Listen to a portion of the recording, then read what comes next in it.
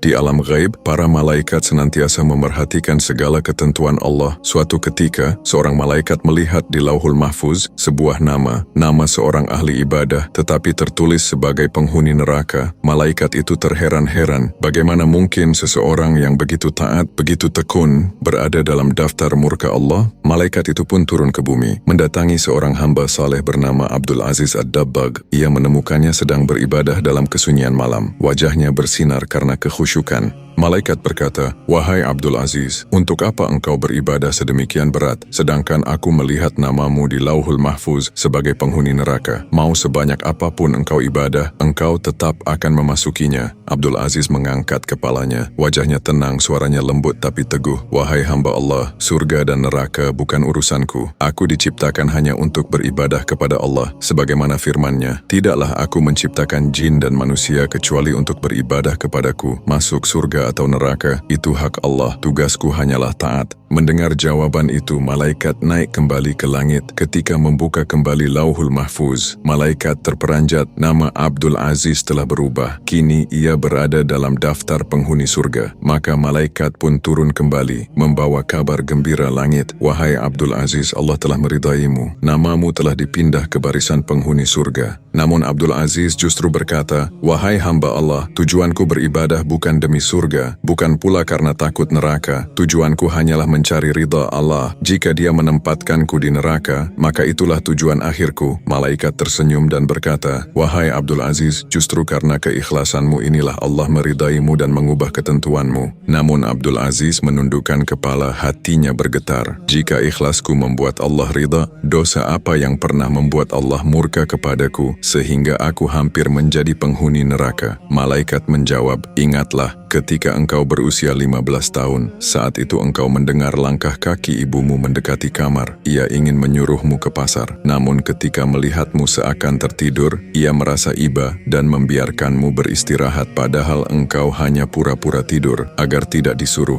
Abdul Aziz terdiam. Satu dosa kecil, satu ketidakjujuran kepada ibu, mampu mengundang murka Allah, namun satu keikhlasan yang murni mampu mengubah seluruh takdir. Maka renungkanlah, jika tangan kita masih berat berbuat baik kepada orang tua, setidaknya ringankanlah lisan kita untuk selalu mendoakan mereka. "Ya Allah, ampunilah dosa kedua orang tua kami, sayangilah mereka sebagaimana mereka menyayangi kami saat kecil." Tulis amin di komentar jika kamu sayang ibu.